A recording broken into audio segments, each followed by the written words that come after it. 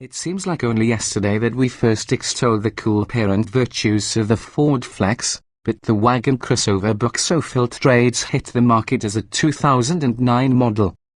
Neither a high-riding wannabe SUV nor a traditional car-hate station wagon, the Flex still offers distinctive, unabashedly squared-off style and a useful, reconfigurable three-row cabin. We like it, and always have, but Ford doesn't sell many of them, and the model's future is uncertain.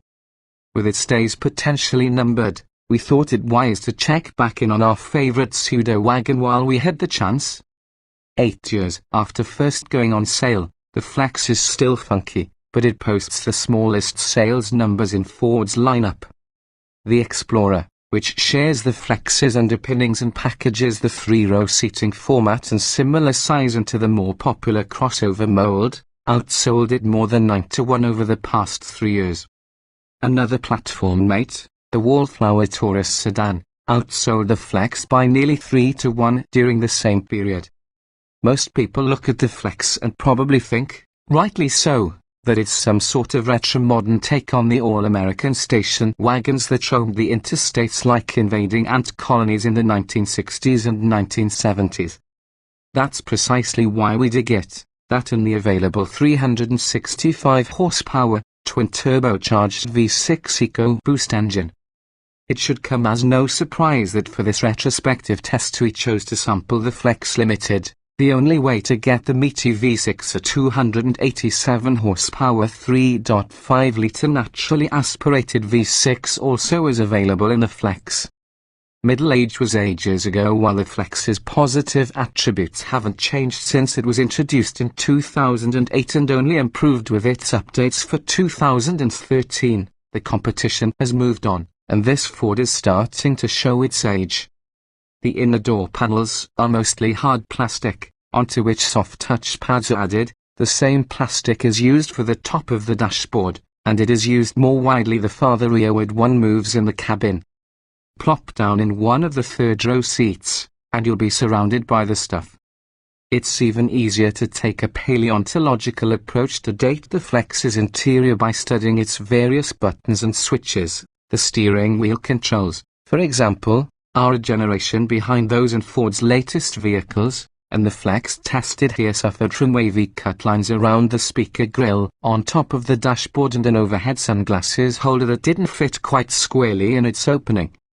The entire dashboard was about half an inch closer to the left side door panel than to the right side door panel, leaving a nearly an inch gap on the passenger side. Newer Fords are much better in these areas. Ford refreshed the Flex 3 years ago with a new snout and added a touchscreen infotainment system with capacitive touch dashboard controls and a pair of displays in the gauge cluster. Those basic elements carry over into 2016 with one key exception. The old My Ford Touch infotainment touchscreen has been replaced with Ford's latest Sync 3 setup, which is easier to use and more responsive to inputs.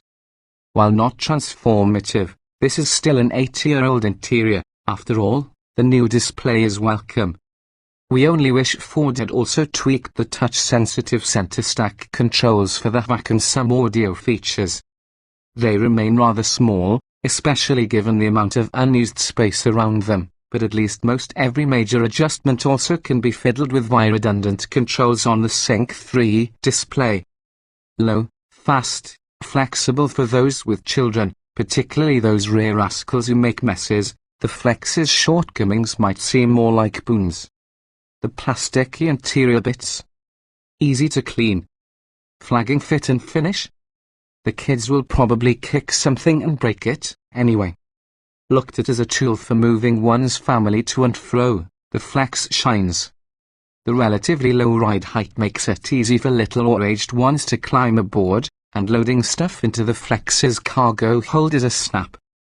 Fold down 2 rows of seats and there's 83 cubic feet of deliciously cubic cargo space. Even with the third-row seats in use, there's much better than average luggage space thanks to a deep well behind the seats.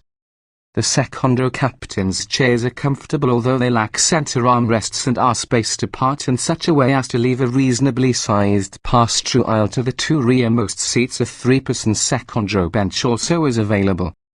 Of course, you can flip either second row seat forward for access to the back, but it's not necessary. The third row chairs, by the way, are best suited for younger passengers. There's 5'10" author fit, but the cushion is low and there isn't much foot space under the second row. The Flex Limited EcoBoost model's optional $1,595 Vista roof brings an array of glass roof panels, including a power sliding tilting front sunroof, a pair of longitudinal glass panes above the second row, and a second rectangular sunroof above the third row. It was a hit among staffers and their kids, but the real fun is found under the hood. The 365 horsepower EcoBoost engine is among the most powerful found in a vehicle like this, and even though our test car trailed a 2013 Flex EcoBoost we previously tested to 60 miles per hour, it did the deed in 6.2 seconds. No matter the engine speed, goose the throttle and there's power on tap, ready to haul the Flex around like a smaller machine. The trade-off is fuel economy, which, at 18 miles per gallon over 1,000 miles of driving including a trip from Michigan to Virginia and back, is right in line with the last Ford Explorer Sport we reviewed. That Explorer had the identical engine and weighed about the same, so the result isn't surprising, but given the Flex's car-like appearance, it'd be nice to crack 20 miles per gallon in normal use. It'd also be nice if the speediest, and we feel the best, Flex, the EcoBoost, was slightly more affordable, particularly given its age.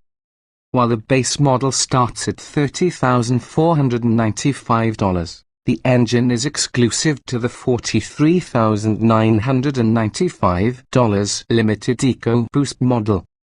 With a few options, including a $3,400 package with adaptive cruise control, power folding third row seats, a heated steering wheel, power steering column adjustment, and a 10-way power driver's seat, a $495 appearance package with black trim and black painted 20-inch wheels, and the aforementioned sunroof. The Flex we tested rang in at $50,840.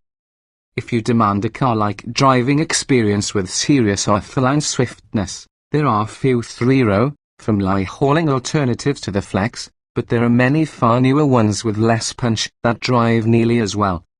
We still enjoy the Lowes-Lang Flex's spiritual connection to classic station wagons and its admirably anti-establishment shape, and we hope the model's low sales figures won't deter Ford from keeping it in the lineup. In fact, we'd say it merits a redesign.